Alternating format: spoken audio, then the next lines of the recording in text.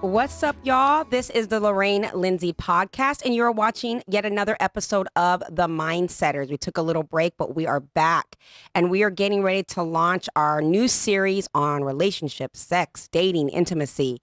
But before we get into what we're going to be talking about today, please do not forget to hit the subscribe button, give us the thumbs up, send us your comments. We want to hear from you, and we truly, truly appreciate all the continued support. So today, we are going to be talking about relationship patterns. This is the kickstart to this whole series that we're doing. And I found that it's imperative, if you understand what your relationship patterns are, you can incorporate into every other topic we do throughout our series. So before we get started, I kind of want to say that before I introduce the guest, I should say, I read an article, a wonderful article that talked about these patterns. And if you want to put that up there for me, please.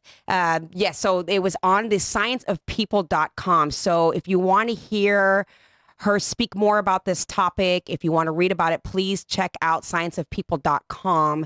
It's really a good article, and her videos are even more exceptional. So without further ado, today, we are going to be talking about, again, relationship patterns and the 5 archetypes that were kind of suggested in the article. Whether or not you are the caregiver, the alpha, the parent, the codependent, or the push-pull person, or for some people, it's a combination of both. And it also pertains to not only your personal, most intimate relationships, but also how it pertains to you with your friendships and in your work world. It all boils down to who we pick, how we interact with them, and how we let them treat us. So the ladies that I have today are going to kind of break that down. And let me just go right into introducing my guests. So first we have our return guest, Miss Megan Buckley. A little bit about Miss Megan Buckley. Not unlike many of you, Megan Buckley has been through the roller coasters of life's ups and downs. Self-introspection and brutal honesty with herself allowed Megan to go within and to admit to herself the people, decisions, and routines that were no longer serving her highest good, nor moving her toward a life in alignment with her true potential. For the past decade, she has helped countless people achieve their wellness goals as nutrition and fitness coach. Today, she is focused on helping her clients create change in their mind as well as their physical selves. She is a coach and facilitator certified in many different modalities that specialize in helping clients make drastic shifts in their personal lives. She is also the founder of Elevated Connections, which uniquely curated relationships and experiences. So Megan, thank you and welcome back. I wanted you back on the show because you are quite the expert. You're a coach in relationships.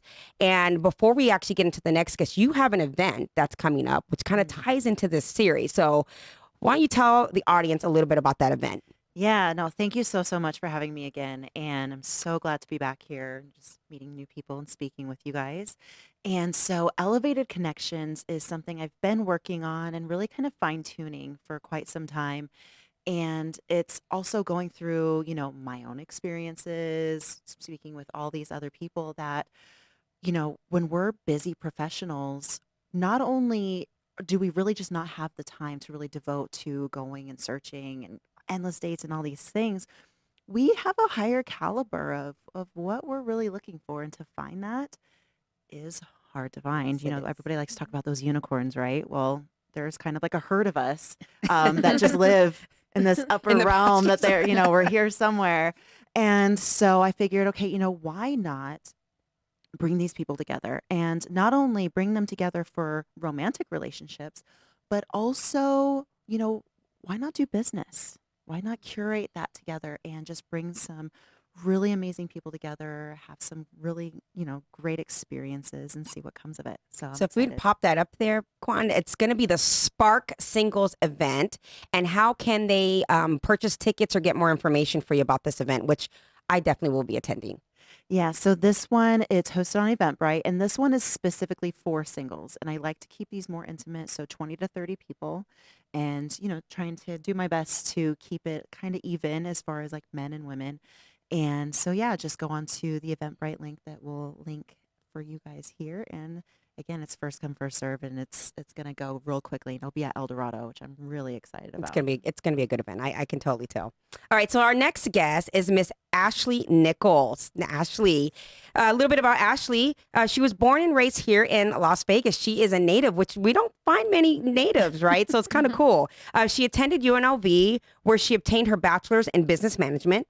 From there, she went on to study at the Lee Business School MBA program before transferring to California Western School of Law in San Diego. She received her Juris Doctor in 2018, and she's now in finance. Yeah. Her two biggest passions are acting and helping people organize their finances and plan financially for their future goals. Yeah. So Ashley, thank you for coming on the show. You know, these ladies are smart, but we also have some stuff to talk about on personal level. So Yeah. thank you so much for being on the show. And thank you for having me. And of course, I cannot forget my beautiful, fabulous co-host, Miss Carmen Smith. Carmen Smith here is a local Las Vegas realtor. She works for Signature Realty. Again, if you are looking to buy a home, purchase a home, same thing, sell your home. Listen, I was on vacation, okay? I'm a little rusty. You can get in contact with Carmen. She is absolutely amazing at what she does. So, ladies, let's get right into it. Yes.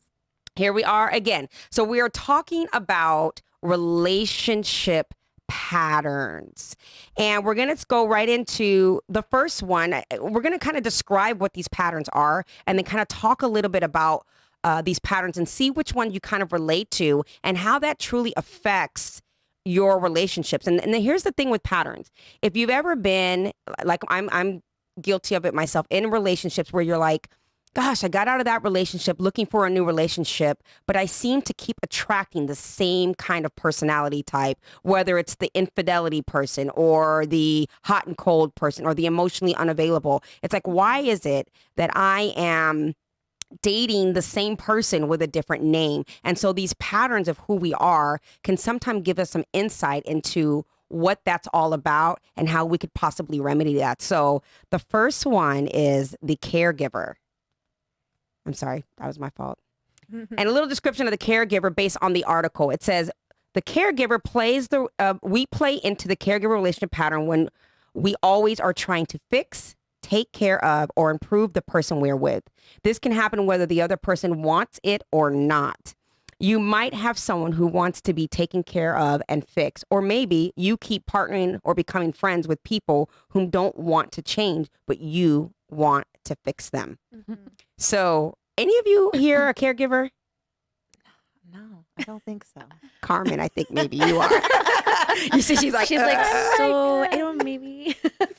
It's interesting because as I went through like reading them, I could see a little bit of myself in all of, maybe in most of them. I don't know about all of them, but the caregiver, I could see where I can try to like want to fix people sometimes, or I think I have all the answers for them, or and it's like you don't. I'm realizing I don't. People don't want to be fixed, but yeah, I could see myself in the caregiver sometimes. You know what's interesting? When I was reading the caregiver part, I'm not a caregiver per se. I think all of us as women are. We're just nurturers. It's innate, right? So I think for most of us, we have a lot of caregiving, and it's just naturally. Yeah. However, what I noticed for myself, because the article goes more into depth on relationships versus friendships versus how you are in your work world. And I'm definitely the caregiver type in my friendships, whether they want it or not, right? I do this to poor Carmen all the time where I'm like, you know what I really think, and I think you need to do this, and this is what I think is best for you, and so on and so forth. But it's because I just care. I want her to have like everything and more. She goes, as your friend.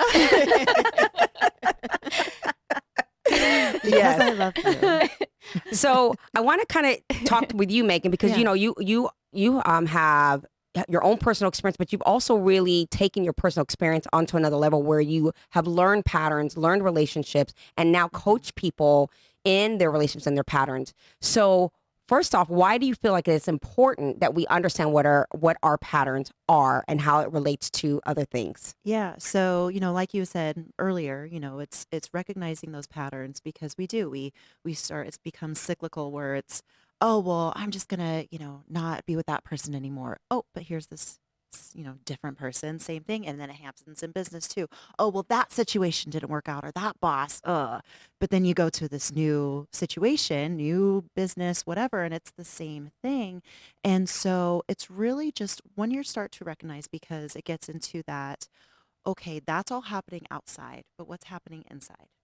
And so then it's really getting into that opportunity of deep diving inwards to say, okay, I'm the common denominator in all this, and it's all a little bit uncomfortable. So, what is it that I'm doing consistently? And it might be at different ratios or different percentages, but overall, what am I doing consistently that is creating this, like I say, opportunity for this to continue to show up? Yeah. And it's interesting too, because again, they talk about these archetypes, right? And it all determines whatever, because like you said, there's a little bit of all of it in us in some degree, but some are much stronger for different personality types. But it does play a role on who we pick, which is the kind of a person we get into relationships with, whether it's that work relationship, or whether it's that friendship, or it's that personal intimate relationship, how we react, how we interact with them. Right? Yep. Understanding who I am first shows me how I show up for other people. And because some of our personalities, archetypes, are also create expectations. Yes. It's almost like if you are the caregiver that wants to help and fix a person, and you meet a person who doesn't need help or fixing, you're still going to keep trying to, and then you're not understanding why you're pushing the person out, right? So that's why it's so imperative to actually identify. And then the last one is how we let them treat us. Yeah. Right? If I can identify with, oh, I'm a caregiver, and so my traits are that I want to try to fix, but then I'm burnt out because it's like, this person's never going to change, and I've done this for them and that for them, and I'm overwhelmed. Well, it's like our personalities are also teaching people how to treat us. Yeah. Right? So Ashley, you want to kind of Yeah, tap I in? mean, I agree with Carmen also. You kind of, I think, hopefully, as your relationships progress over time, you can kind of recognize what you did in one relationship and how that all worked out, and then decide what you don't want in the next one, and kind of, so from experience, I think we've all had an experience. My first relationship was like 13 years long, and it's from high school up until my late 20s. And I was very much a caretaker, and, wanting, without speaking ill of him, but like, wanting to push, or like create some kind of drive, or thinking, if I'm nicer, or if I keep doing this, he's gonna, be how I want him to be. And that's not the case, because people, they are who they are, and if they don't recognize something within themselves, they're not going to change it, right? So it doesn't matter how much you take care of them. But then when I was reading the article, it was saying, like, even if they do allow you to take care of them and push them into the direction that you want them to go, you're still unsatisfied, right? And you're still like asking for more and more and more. When there's a bit of codependency with it, right? Right. Because in one sense, you're like, I'm going to be the caretaker to fix them. But if I fix them, they might not need me anymore. Yeah. And so becomes this like unique codependency, right? And I think in all of these archetypes. Oh, yeah. Yeah. So I'm going to move on to the next one, and then we can kind of play around with all of them. So the next one is the alpha. Now, this is the one that I thought for sure this is me, because I have such a strong personality. So the description of the alpha is this. And again, the article goes into much more detail, but the alpha is the opposite relationship pattern from the caregiver. This is when you want to be the one in charge. You dictate the rules and habits of the relationship. You only like being in the relationships where you can be the driver or the chief decision maker. So here's the thing, okay? And we're going to get into the other archetypes. I'm going to just be transparent with mine, because I kind of thought that this was me. But the other archetype was the parenting one. And I realized, no, it's not that that I want to be and need to be the decision maker. But I personally found that I would find myself in relationships where I was being the mom, and the person was being more like the child. Yeah. And so it was like, I don't want to make the decisions, but I just feel like you won't make the decision, so I have to make the decisions for you. Anybody here an alpha? Nope. Yeah, I think it was the same thing too, because I read that, and that didn't resonate with me. More the parent dynamic, but really with alpha, I also then kind of can go into like that masculine energy, especially for us women. And so when we get into this this, place where it's like we always, feel like we have to be in our masculine, and because, we have to get things done and we have to make decisions, and we're the ones driving everything, which again, it gets exhausting, and we're Right. like, we don't want to do this, but we have to do it because nobody else is going to do it. But it's again, it's that inner, chatter that's going on of, okay, but why do I feel like I have to do this? And why do I feel, why do I keep getting into these relationships or these situations where I keep showing up that way? And I think like, especially for this one in particular, I think at times from my life, from a personal experience, the perception is that I am trying to be the alpha, or that I am being, I can't take away someone else's experience.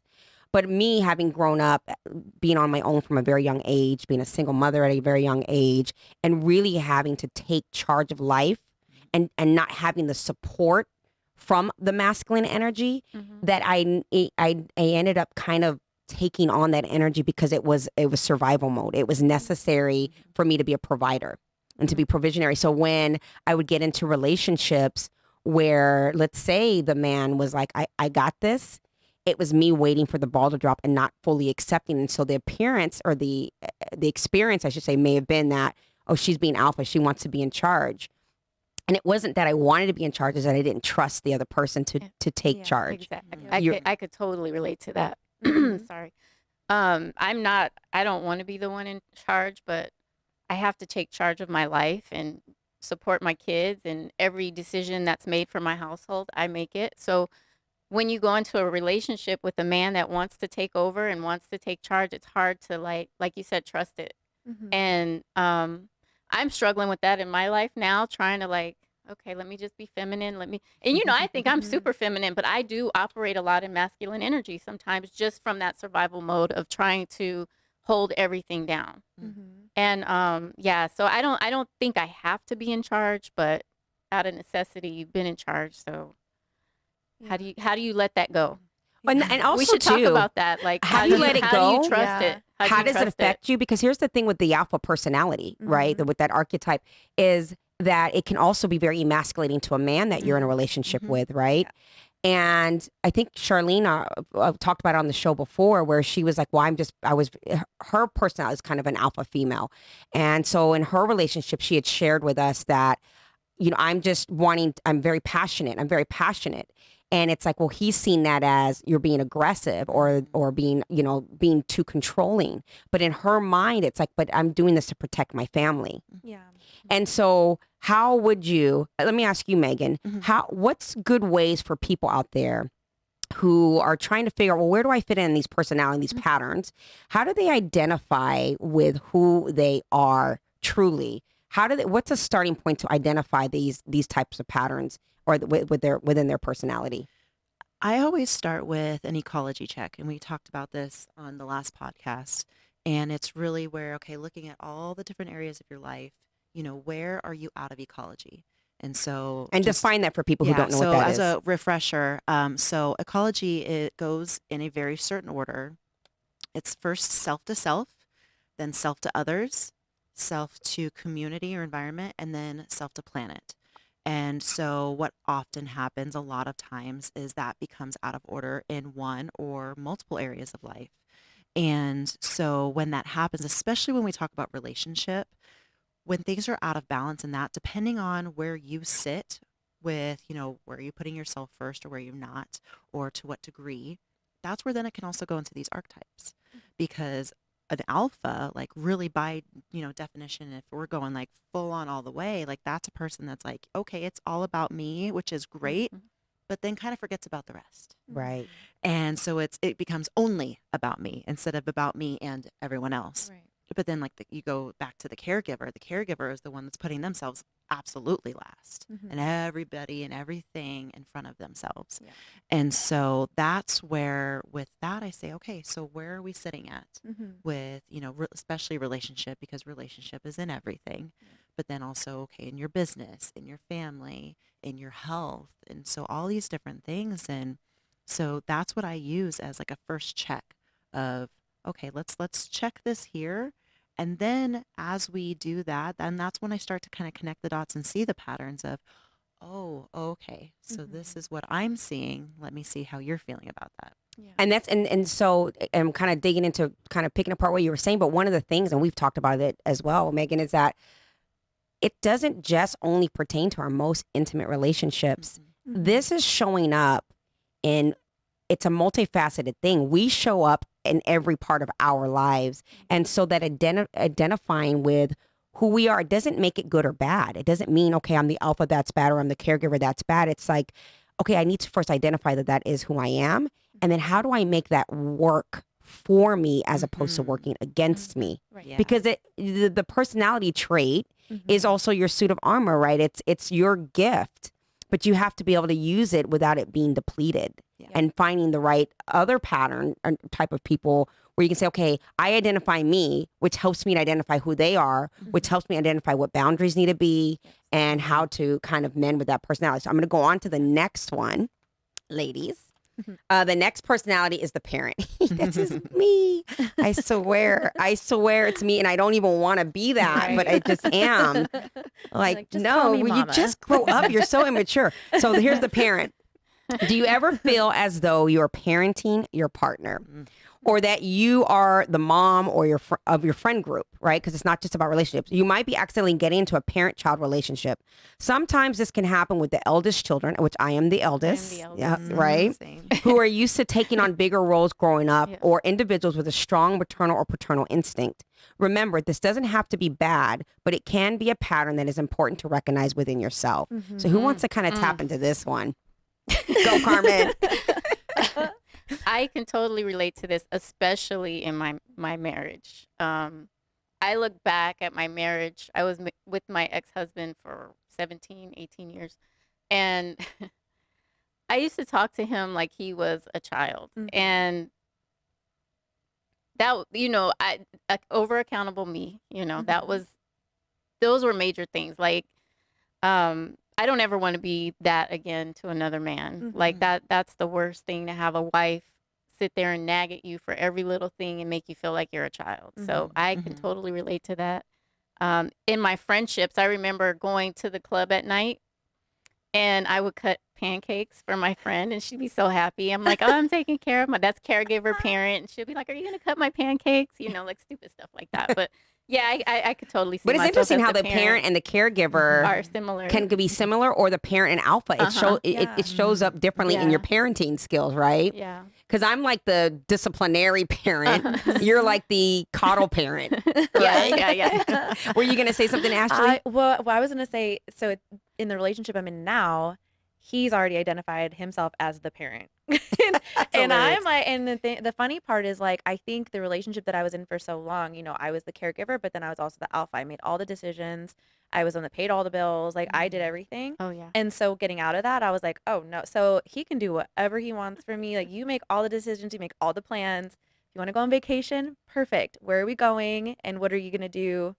Just take me with you. You know what I mean? Like, It's interesting though, because I think sometimes after a certain experiences, you can change your role. Yeah. Oh, Yeah. absolutely. And it's actually very, very common, especially if you are in I would say a season where you're still getting to know yourself and you're still figuring things out. And so while doing that, in dating, we do kind of flip flop and we go back and forth of like one extreme to the next. Oh yeah. And so it's okay. I was here and there were all these things I really, really didn't like.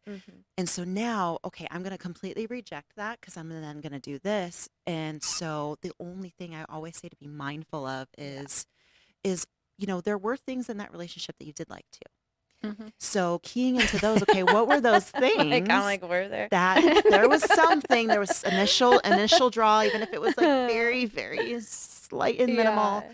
But there was something that drew you to that person. Right. Yeah. And there might have been a longer list of what made you run away. Yeah, absolutely. And so, which makes sense that then you're going to run towards, the Yeah. opposite of what you're running away from. But Right. then also, but then pay attention, like, okay, where can I find a happy medium? Mhm. Because, how did it feel to kind of take charge and to be a decision maker? Maybe you Yeah. don't want to do it all the time, but Yeah. sometimes a little bit. Yeah, I think it is important to recognize, like, my current boyfriend now, I'm not just like, I'm your child. But he literally was like, I feel like your dad sometimes. And I'm like, that's weird, but okay. But there are like still things in our relationship that I'm like, let's say he is making a decision or like wanting to take charge of something, and then it makes me feel uncomfortable, and I'm like, no, Yeah. and that's like I still keep my opinions and like my beliefs, and I don't let him like take over the whole Yeah. thing. But if he wants to cut my pancakes, by all means. I noticed after my marriage, I was finding myself in relationships with really, I don't want to use the word over aggressive because never like abuse, but they were so like narcissistic, kind of like strong alpha Yeah. personalities Mhm. that it's almost like I went to the extreme opposite of what I Yeah. was. Right. I always made all the Yeah. decisions. I feel like You're I'm overcompensating. trying not to for... say anything too, like offensive or anything, but Mhm. I just felt like at the time I felt like I was the one that made all the decisions. I was the one that did everything. That's how I felt at that time. And then I Right. wanted to be with somebody who can make decisions. And Yes. and then it was like, God, this is like bad, Yeah. like these Mhm. relationships are horrible. Well, it's kind of what Megan was alluding to, and I actually wrote this down, void fillers. Mhm. And so that's the thing, and that's where we have to be careful when we're understanding what our patterns are. Yeah. So, for example, for me, the push-pull, which we'll get to, that has been a very strong pattern for the last 2 significant relationships that I've had. And like you said, in the season that I'm in now, there was literally like no more. Mhm. I cannot do this any longer. But now I find myself trying to be much more careful and selective, saying, okay, I'm ready to be in a relationship. But it has to be different. Mhm. But I have to check in with myself and to make sure that I'm clear as to what I was walking away from, and also be clear about what I really enjoyed about, and find the balance in those two. Yeah. Otherwise, I'll find myself in a relationship that is so completely opposite, but yet is causing other types of drama and unfulfillment at some point. I mean, even with my last relationship, we had a year gap. We had broken up for a year before we got back together. And in that year space, I ended up meeting someone and dating someone who was completely the opposite of him. Yeah. Incredibly laid back, very quiet and calm, very lackadaisical, but it was very peaceful. Mhm. And what I found in that small period of time was like, I went way on the other side of the spectrum here. It was I went a little too pleasant. far. You're I right. appreciated the Yes. experience Yeah. and what that felt like to have someone who was really more calm in their demeanor. Mhm. But I also really loved the ambition and the determination and the assertiveness of the man I had prior to. And so what I had to realize is that there has to be a balance between those archetypes, so to speak. Yep. But I also have to check in with who I am and how I'm showing up, Right. because I'm attracting the person who's going to fit the role that I'm subconsciously living in, Yeah. right? Mhm. And then I'm like clueless, like, well, how did I attract this person until I check in, Yeah. right? You were going to say, Megan? Yeah. Well, and with that too, it's it's often said, because we're mirrors, and Mhm. so our environment are mirrors. But then the thing that's interesting about mirrors is it's a reverse. So Right. reflection is Mhm. reverse. So it makes sense that Mm. what you're putting out there is not only the things that you do want and need, but it's also things that maybe you have yet to resolve within yourself. Mhm. Yes. And so it's that idea of, oh, no, I'm good, I'm good, I'm good. But then you meet somebody and you're like, oh, wow, okay, what is this? And Yep. it's that idea of that's a mirror version of you, reversed of what's going on. Mhm. Yep. And how important this is. Okay, so I had this epiphany when I went through my divorce, and it wasn't an epiphany out of nowhere. It took time and a lot of pain and a lot of uh, learning who I was and how I ended up in such an abusive relationship. Mhm. And the epiphany for me was, well, first of all, who am I, and how does this tie into me not only getting into this type of relationship, but tolerating it for such a long period of time? Yep. What was the lesson that I was supposed to learn? And in that particular relationship, the pain was so bad. Mhm. It was so miserable trying to overcome it that I literally was like, I have to figure out who I am, so I never make this mistake again, because I'm like, my heart won't be able to handle this Yeah. kind of devastation. I was really devastated because I had a an idea in my mind of what I needed that relationship to be for me. And I realized how much it tied into my pathology, into my childhood dramas. Yep. I realized the similarities and the familiar traits that were something as a child that was in my environment all along. And I had to really go back and say, Mm-hmm. this man didn't betray me. I betrayed myself because I lied to myself about who he was when he was showing me all along. But at the same time, too, as I look back, I can say, you know what? But thank you. Yeah. Because if I didn't, I could have stayed stuck in it, Yeah. right? And allow it to play this story and this cycle, and then just keep me either miserable and not wanting to be in a relationship, or just keep repeating the pattern. Right. Yeah. And then becoming so cold and so jaded. And I was like, no, I don't want to. And even now, you know, being in my 40s now, I'm like, that's why I had to get out of my last one, because I'm like, there were some similar patterns, and I'm like, it's not him, it's me. It's me. There was so much peace with my last relationship. When he started that narcissistic crap and trying to blame me, and I was like, you don't get to do that to me, dude. Yeah. Like, you don't. You Yeah. didn't hurt me. You don't have the power to take my peace away. Right. And I felt so empowered in that moment, and I knew that I got it. Like, of course, I still got to make mistakes, but I knew that was it. Yeah. That was the line. I got it. And I needed to go through it again. And you're saying you knew because you felt like you learned from other relationships? Yes. Because how did you find your peace? Loving myself Yeah. more than taking that. Like, I know because of what somebody does to me, it's a reflection of them, not me. Yeah. And so in that moment, it was like, you didn't take my self-esteem. That other woman ain't better than me. Go have her. Yeah. Deuces, I'm Yeah, good. bye. Like, Yeah. you didn't take my peace. I mean, of course I was mad, Right. but mad like I want to crack a bottle over your head. Mad, not mad. You know, like, I'm not ever going to You were get a over different kind you. of mad this Yeah. time. It's a little Yeah. different. But it was like, wow. Yeah.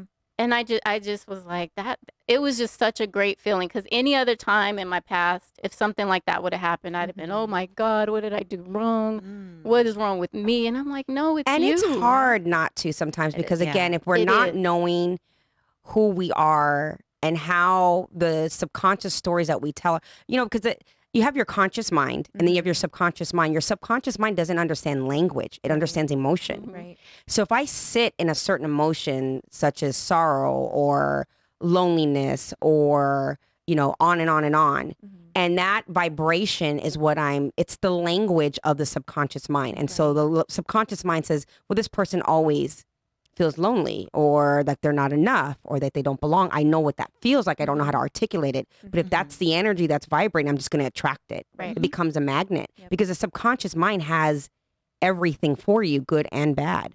So what I really am learning to really check in with is, how am I feeling? Yeah. You know, like when I go out to you know, like all of us kind of shared before the show, we all had these snowball effect of things happening throughout the day. And here we are, and it's like one thing after another, but it's like, okay, but I got to check in, because I'm activating something that is making me notice and attracting this vibration. And so I got to let it go. I got to let it pass. And then I got to reshift and give my subconscious a different energy, a different vibration. Yeah. And I'm kind of rambling about that. But let's go on to the next personality type, which is the codependent. I know a lot of codependents. This is not me, but I know a lot, and it's I think it's a big one. So this one says that this relationship pattern happens when you and your partner immediately become a unit, both giving up on a lot of your individuality. This can be good if you are healthy support systems for each other, but it can be bad if you begin doing everything together. Stop having your own friends or activities, or completely reliant on other person for social, emotional, and psychological support. And this is a big one. And I think especially now, when we're in the era of, you know, crazy social media, online dating, and this looming thing of loneliness. People are very uncomfortable being alone, right? And so they're looking for that quick fix and that person, and you make me feel magical, and you make me feel magical, and then we get magical, and then we're all together, and every one of your friends go away, and, you know, we're just spending time together, and the next thing you know, they're married, and they're like, we don't have any friends, and you're like, you guys don't consider yourself friends? No, we hate each other. So who wants to kind of chime in on the codependent? Because I think this is a big one, actually. Yeah. Yeah, it really is. And even just going into, yes, romantic relationships, but this can happen especially with, the work that I do with mindset coaching, is that codependent relationship. And that's where I even talk with, people and clients about kind of the difference in at least how I approach coaching as opposed Mhm. to, some other coaches and then even therapists and counselors doing traditional therapies is, with my, set of coaching, I don't want that codependency. I want you to be interdependent. I want to empower you because I want you to feel like you're finding the solutions Mhm. and navigating this. I support you. I'm going to hold hand in hand. And when you're ready to take a step, I'm ready to take a Yeah. step. But I don't want it to be like, oh, okay, well, I'm way over here and I have the raft and I'm just going to pull you in. But you're dependent on me throwing you that raft. Right. And so any little time, something comes up for you, you don't have any wherewithal to do it yourself. Mhm. And that's what kind of can happen in friendships as well, because how many of us have been like the therapist to our friends group? Mhm. And that is a good point too with Yeah. All of friendships, that. right? Like Mhm. Yeah. we can be very codependent in our friendships, Mhm. like me and Carmen spent a lot of time together, right? And I even had withdrawals when she was sick and then I Like had a to go month. away and so how do you find the healthy balance in this? Because I think for people who get into codependent relationships, Mhm. it feels very safe at first, especially when it's reciprocated. Mhm. When both people are incredibly codependent, like I depend on you, you depend on me, great. And it Yeah. just feels very safe. So how does one identify with whether or not they're overstepping the healthy boundaries of dependency? Because I think I can be overly independent. Yeah. Mm. So I have to search for more codependent and say, you know what, Lorraine, you're in a partnership, be a partner. Yeah. And so Right. I'm always searching for that balance. Mhm. Whereas I've had friendships where they're overly dependent on the partner and they act like their lives just won't go on without them. Yeah. So how Mhm. do we find that healthy balance for anyone who can relate to this particular archetype? Yeah, I mean, with this again, it's like we've said multiple times, it's really a self check-in.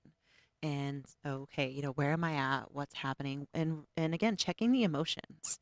When I'm by myself, how am I feeling? What am I thinking? What's going on? And then when I'm with, that other person, my friend or my spouse, partner, whatever it is, or I'm at work, what is that looking like? And then what are the dynamics between those two? Like, are they drastically different? Mhm. Or are they a little bit more fluid and a tiny bit more balanced? And that's where I would say, if you're noticing a drastic difference, like the moment you're by yourself and you just really like plummet into any kind of depression, anxiety, anything like that, then that's times where it's okay, yes, definitely reach out for help, but reach out for help to somebody else that you're not that closely tied to. That's Mhm. key. Yeah. Because it's such a hard thing for me to speak on because I'm so opposite of the Mhm. codependent type Yeah. personality type. But again, like I said, I see it quite often. Mhm. But it's so imperative that we have individuality, like we have our own space, like have your own friendships, have your own life outside of your person without it being, disrespectful or what have you. Yeah. Because I've been in relationships where I'm the independent and I'm with a codependent, Mm. right? Of course, it goes the opposite. You talk about the mirror. That's true. Yeah. Yeah. And this is going to kind of talk about a little bit on the push-pull one when we get to that last one where if I wanted even a little bit of space and a little bit of time, it was like, well, why? And why are you leaving me? Why don't you want to spend time with just me and be with me or the person trying to control Mm. my moves and everything I was doing? And it was very overwhelming, Mhm. and trying to find that balance with the person to say, you know what, how do I make them feel safe and me feel like I have my space at the Yeah. same time? Yeah. Can anyone else relate to having something like that?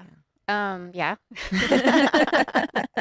Because I would be more, I don't think I'm codependent because I never would give up like my friends or my family but I can be in a relationship and like Lorraine will be like, you're always checking in. But it's just so natural for me to like check in. And she'll be like, I'm going to start trying to check in too. Like, It's so not Where natural for me to check in. Like, so this it doesn't would feel be good. like, I'm like more like her ex, but not in a way where I would be possessive. It would just be like, if we've always spent time together Mhm. and then there's a change and like, well, just explain that you need space, and I'm Yeah. good with that. But don't blow me off or make me feel like I'm being over attached when you've been just as attached to me. You know what I mean? It's funny you said that though, because you just said something key, Uh-huh. which we haven't really tapped into, but Yeah. you're like, I'm kind of like her ex. But it's true. It's Yeah. like my intimate relationships are sometimes very similar to my friendships that I have as well. And I always find it like, we talked about this before actually. It's like, well, why do we tolerate with the friends, Yeah. the personalities, more than we tolerate with our significant Yeah. others? But as a Sure. friend, since we are such close friends, am I codependent? She's like, Am Little I check in. codependent? What are we doing over No. you know what? I don't, but I even though you've, have some codependent tendencies, I think you're more on the caregiver type. Uh-huh. Because you're not needy in the sense that like you have to be up under your person or No. not. But she's Mhm. very attentive when she's in a Yeah. relationship. So I and do I'm like just spending like time she's with my like she's friends. like literally I've been on a date. The last few times I'm supposed to be on a date with this one, I've been on a date on FaceTime with her. Well, I have a long her distance boo. relation. So it's like we're literally like even last Same night girl, same. last night she calls me on the phone. We're on the phone 3-way on FaceTime. Oh my God. That's hilarious. I guess if I'm gonna be in this relationship. That's I don't like- hilarious. You're like, so this is a throuple. Yeah, But exactly. It's so cute. It's It's it's cute. nauseating It's cute. sometimes. It's very nauseating. With this, so when I was reading about this, I do know I have a lot of friends that are the same way, but the minute they get in a relationship, they forget about the rest of their friends. You don't hear from them anymore until they either have a fight or they break up or something along those lines. And I just think it's really important. And I spent like most of 2020 actually. I don't think I've ever been codependent, but I think it's important to, and you might be able to speak on this, is to maintain, who you were before you're in the relationship, because that's what made you attractive, right? That's what made them attracted to you. So I think when you lose yourself in the relationship, that's when you start having problems, because then you're no longer who you were before, and that Yeah. attraction kind of Right. fades. Yeah. And it's like, keep your hobbies and keep learning new things, and that, because all of that makes it more attractive and then makes the relationship stronger. In my personal opinion, Yeah. I don't know. Yeah. Well, and so one thing that I go into with my clients with relationship is, and I think we talked about it before, was strategies. Mhm. And so one of the strategies is your attraction strategy. So Mhm. there is a set strategy that your brain goes through Yeah. that, okay, this is what attracts me to somebody. And then the other one is going to be, okay, what's my deep love strategy? How do I know that I'm deeply loved? Mhm. And so there are different things, or kind of maybe some similar things that can play into that as well. But like you said, when you show up one way at the beginning and then Yeah. you drastically change it, Yeah. that person's like, oh, whoa, whoa, whoa, whoa, What whoa, happened? what is Yeah. going on Mhm. here? It's like Yeah. a bait and switch. Right. What is Right. this? Just say you Yeah. need some space. I'm good. Like, Yeah. But I Yeah. also think on the flip end of things, like it's the ones that detach from their friendships, that they already had prior to that relationship, and then they get into the relationship. Like it's almost, I don't want to say that to me, it seems toxic, because then you're relying on that one person. yeah. And then if that relationship ends, you have no idea who you are anymore, Mhm. and then you have to like reacquaint yourself with Yeah. yourself, Right. and like try to figure Mhm. things out. And I think it's harder to get over a relationship when you end it and you're just like, Yeah. Yeah, Oh, when I you just lose your lost. identity. right, Right. right. Yeah. Right. So, and when you become like intertwined, Mhm. it's like, it's not like the Jerry Maguire thing, you completely know. Yeah. It should be one whole person with one whole Right, person yeah. coming together. Oh, And the you're whole still kitchen speech? individual Yeah. people. It's like, but Yes. people think that they're looking for Mhm. that person that's going to be Other their knight in shining half. armor or their No, better we're too half or the whole. one that's, and it's like, no, until you get whole, and you're Right. never, I mean, it's always a work in progress, right? Right. But you have to see yourself as I am love. Yeah. I am, what is it? I am beloved, which means I can be loved. Right. Mm. You know, and it's like, so that's the key. And it's not always easy to do, but it's not impossible. Right. Yeah. So I'm going to go on to the very last one, which is the push and pull. Yes. And let me read this one. It's a little bit on the lengthy side, but this is definitely my relationship. So I'm telling you. Okay, so do you have a very volatile relationships, constant up and downs, breakups and makeups? Then you might be in the push-pull relationship pattern. Here's how this often goes. One person feels the relationship is perfect, but the other one needs some space. The space seeker flakes, which makes the nester cling even harder, which then makes the space seeker run for the hills. I call this the push-pull. You might always be the puller, the one who needs space and pulls away, or you might always be the pusher, the one who's always pushing for more time, more intimacy, and faster connection. Or you might switch back and forth. If this sounds familiar, then you have the push-pull pattern. Your breakups can be rough, but you are really, but are you, wait, blah, blah. Your breakups can be rough, but are you really ever truly broken up? Anybody who's watching this and who knows me is like, Lorraine, answer the question. And the reason why I say this is because I was in a relationship for 7 years, on and off and on and off. And it had got to a point where when we would break up and then get back together, and it was all this Facebook thing, and everyone sees us again, and the whole thing. And then this time, I'm like, I'm done. This time, I'm done there. And everyone's like side eyeing me, like, okay, we'll see him. We'll next see what month. happens. Don't you guys bump into each other? We'll see what happens. And it, it's frustrating for me to hear people say that because I feel like I'm serious this time. Yeah. But at the same time, too, I'm like, I get it. I understand. And so I really had to, when I read this, even I had to say to myself, what is the push-pull with that dynamic? Yeah. And I think for me, specifically speaking to that relationship was, you have two people that really love each other, right? Like we really, truly, genuinely had a great amount of love for one another. But our individual personality traits, our archetypes, were so completely polar opposite, right?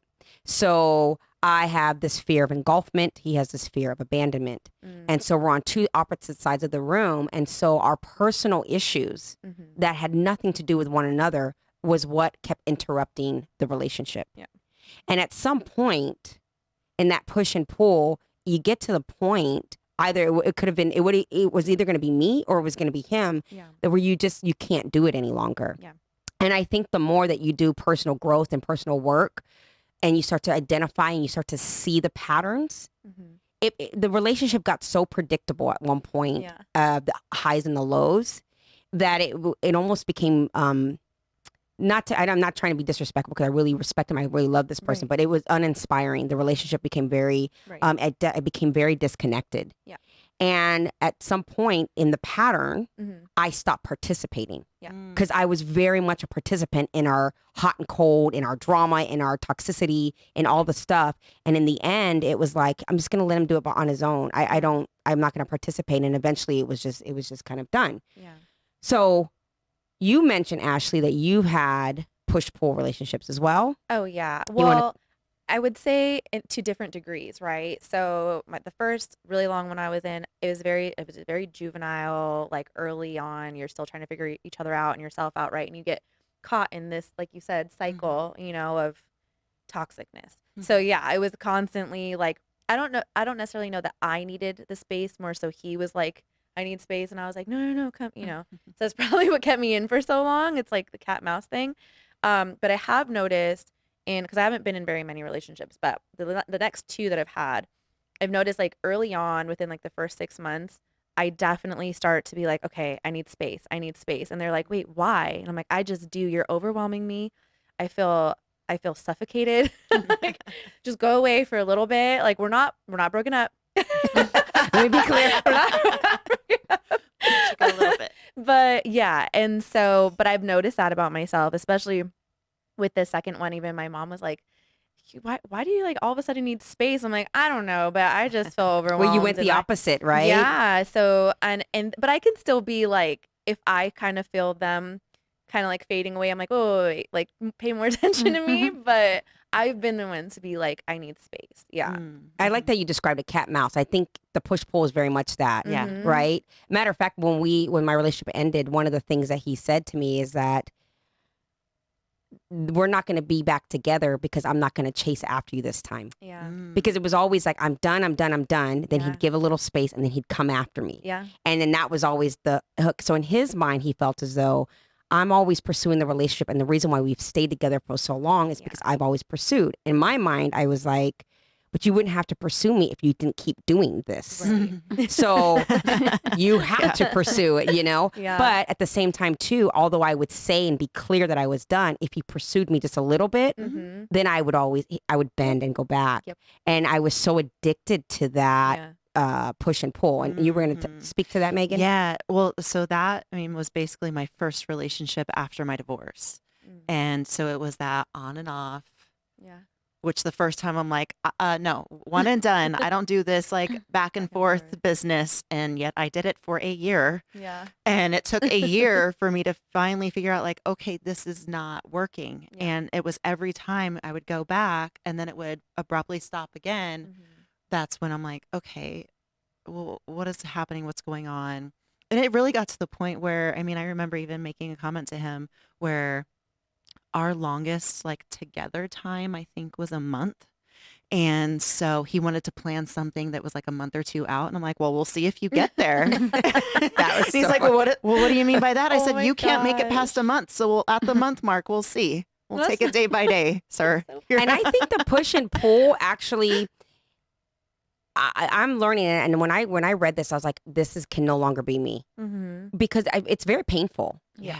Because it's one thing to end. Yeah. And just say, it didn't work out. Our personalities are this way, that way. And we're just understanding that it's just not going to work. Yeah.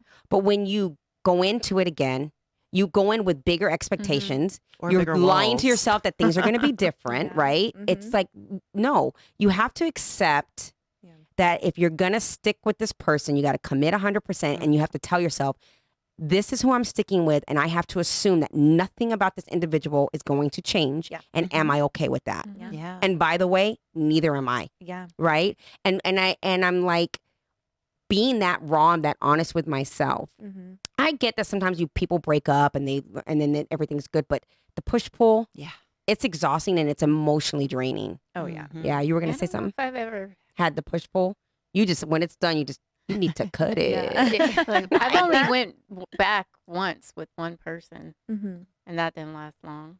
So that was the last relationship because we had dated a year and a half, and then it was like 2 or 3 years in between, and then like 4 months we lasted.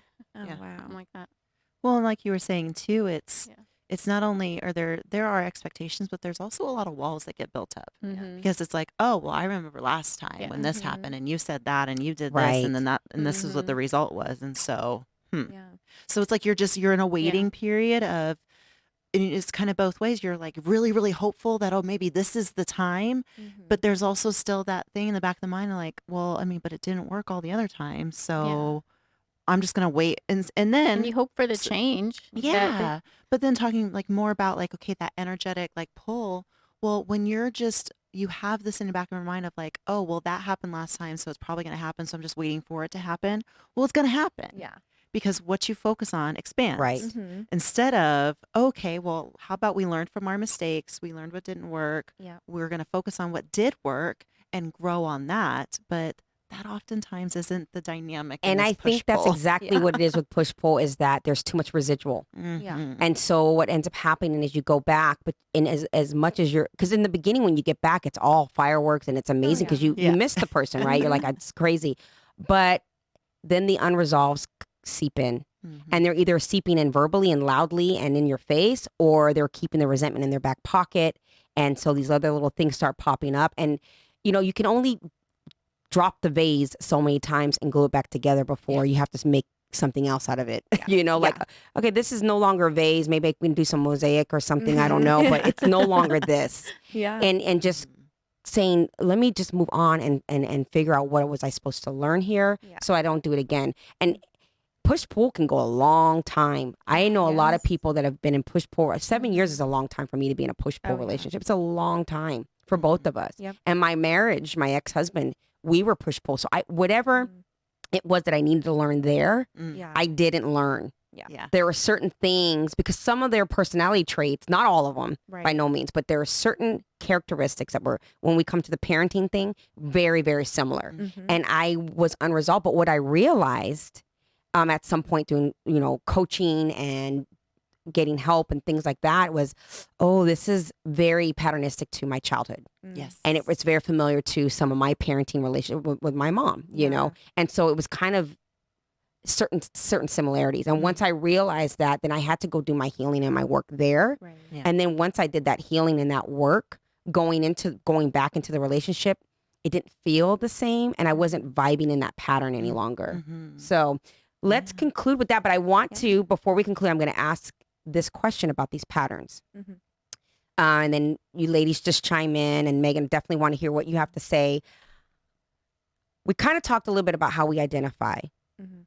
but when we know that these are certain personality types, how do we, I don't want to say fix it, but how do we make it work for us? And how do we make those patterns work so we can have more fulfilling relationships? Mm. What do you all think off the cup? We'll start with that, and then I want to close it with you since you're the relationship Thank coach. What about Carmen? You want to? I'm always saying, first you have to look at yourself and identify which one you are. And then I don't think any of them are bad or good or better. I think in my life right now, I'm very clear on what I want. Mhm. I've been through enough experiences to say this is what I don't want. And when I experience something that is what I don't want, I could let it go a lot easier than I used to. I don't know if that answers the question, but Sure, it does. Yeah. I think just really being clear with yourself on where you are at in your life and who you want to include in your life for the rest of the journey that you have. Right. So if you don't fit or we're not meshing right or it's toxic to me, it just has to go. And I Mhm. could let things go a lot easier than I used to because I always wanted to fix things. Mm. I always want to be the fixer. I don't have to fix nothing. Yeah. You have to fix yourself. So. Yes. Like, it's What do not you- me, it's you. Right. Yeah. It's not me. Truly. True statement. And if you don't like it about me, you can go too. Right, Yeah. right. What do you think, Ashley? Okay, so the question was just how do we identify it, and then how do we, Well, yeah. How do you make it work for you? Right. What would you think would be the way to make it work? Because I Yeah. don't think we should take away who we are. Mhm. no, Right. no, yeah, I think, right, it's important to, I think, educate yourself honestly, who you are, identify your traits. If there's some toxic ones in there, make sure you change them. I'm a huge believer in therapy. So it's like, if you're constantly working on yourself. So as long as you educate yourself and are able to identify who you are and what you need, and no one's ever perfect, right? So I always I have a list of okay, I want my dude to be da, da, da, da. And then Don't And forget then- one because that'll be the one yeah, you can no, hit it literally all. going, All oh of my it. god, yeah. Don't And forget one thing. on that literally, list. and it's like I also tell myself though, not everyone's gonna be perfect. So what can I live with? What can I not live with? What can I compromise? Whatever it is. And so yeah. So I does that answer? Yeah, for sure. Kind of. I mean, I love that it's organic and it fits to who you are and how it sends in your life. There's no correct answer. It's Yeah. just where you are in this phase of your life. Yeah. I mean, I would say, and then I'll say, and then I would want you to conclude if you don't mind, Megan.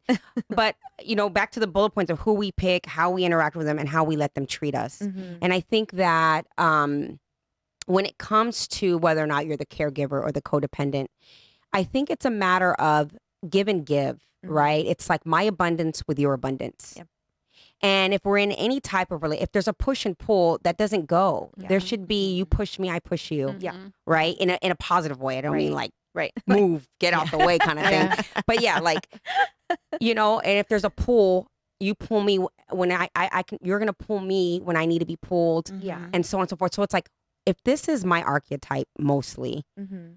what is it that is abundant about that for me that I can Mhm. give of? But what are the boundaries Right. in which I give of that?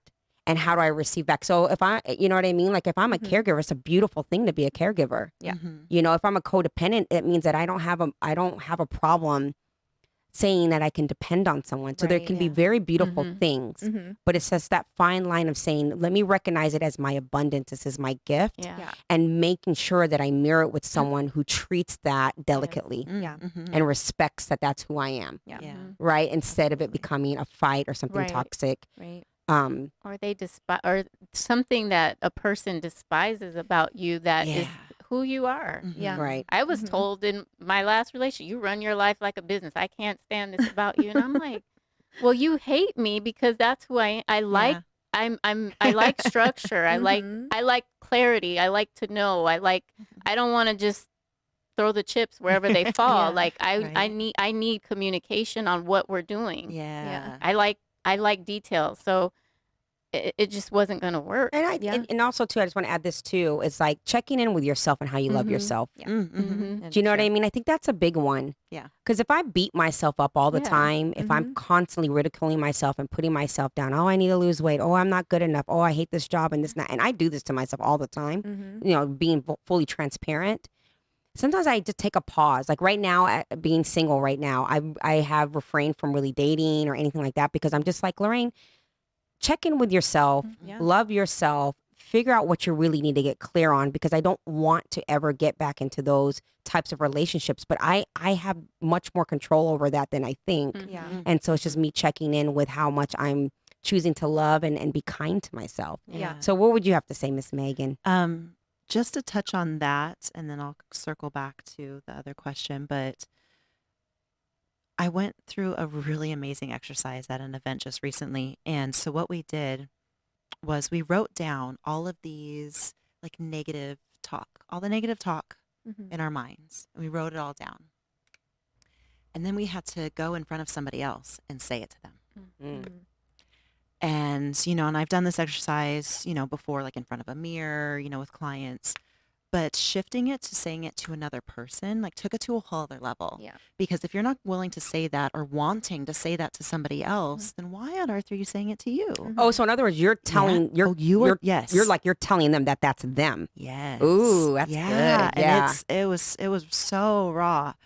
And so again, that just goes back into, okay, so what's going on? Why am I allowing myself to say, think, and feel these things? Because again, that's going to show up in your life and in your relationships.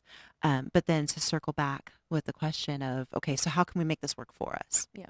Well, again, like we've all kind of said is like, okay, check in with ourselves, see what's going on. And it's seeing, okay, so what part of this is really working for me, is really a strength, and where am I maybe giving a little bit too much away? So like we go back to like the caregiver and, you know, thinking like, okay, well, I'm going to take care of everybody, but I'm not taking care of myself first.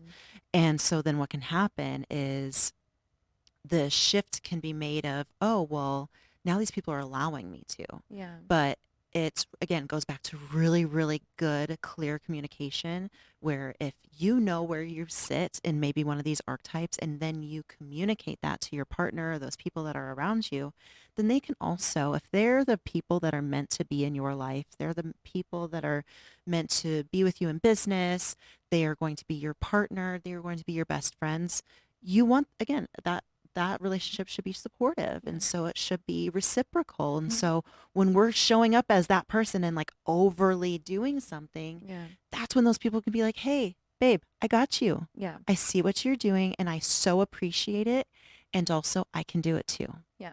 And so that's, I think, one of the best opportunities you can give yourself is one, just figuring out kind of like, all right, where do you usually live? And then also surrounding yourself with those people that can help support you and take you accountable.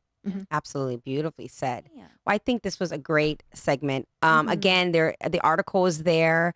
Let's not forget about your wonderful event. When is the event, by the way? It is October 18th. So it's a Monday and it'll be at El Dorado Cantina in Tivoli. So remember, it's limited seating. So if you are single, ready to mingle, even if you're just looking for it as a networking opportunity to meet with business professionals, it is for a singles event. So make sure that you go and on Eventbrite and book the ticket for that event. And make sure you're single.